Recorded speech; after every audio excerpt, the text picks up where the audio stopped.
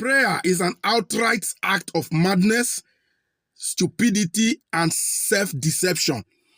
When you pray, you're actually doing nothing, thinking you are doing something, thereby wasting your time and deceiving yourself. Meanwhile, let me take you down this video. Prayers don't work. They did not work, and they will never work. Let's be real. There are men and women who have never prayed a day in their lives, but they are healthy, wealthy, powerful, and respected.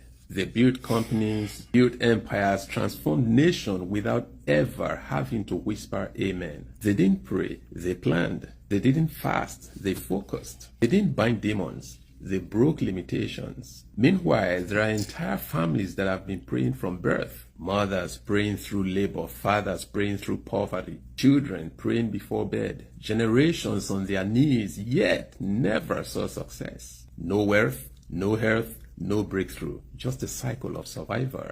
So ask yourself, if prayers truly worked, why does the man who never bowed his head live a more successful and happy life than the one who never lifted his head from the floor?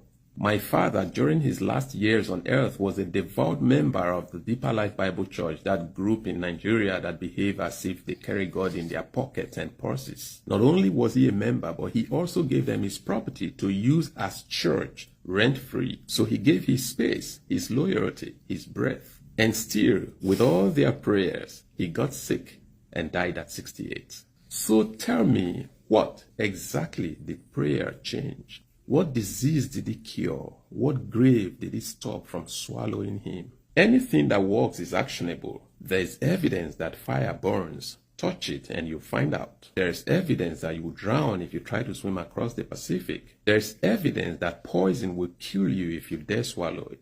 Evidence that bullet rips through flesh. Evidence that gravity never fails. But show me one evidence that prayer works. Just one. Your imam's father died, his prayers couldn't raise him. Your pastor's mother died, your grandparents prayed for wealth, for prosperity and breakthrough. Yet your parents still work themselves into the soil just to put food on the table.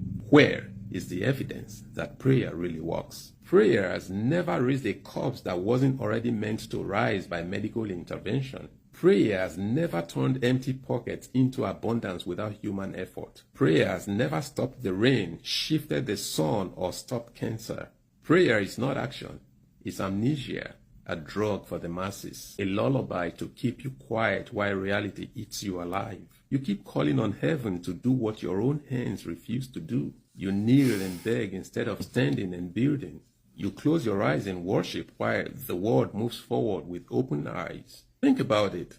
If prayer worked, hospitals wouldn't exist. If prayer worked, the most prayerful families wouldn't be the most broken. If prayer worked, how many genocides would have been prevented or stopped? How many slaves would have been freed much earlier? How many children would have been saved from hunger, even today?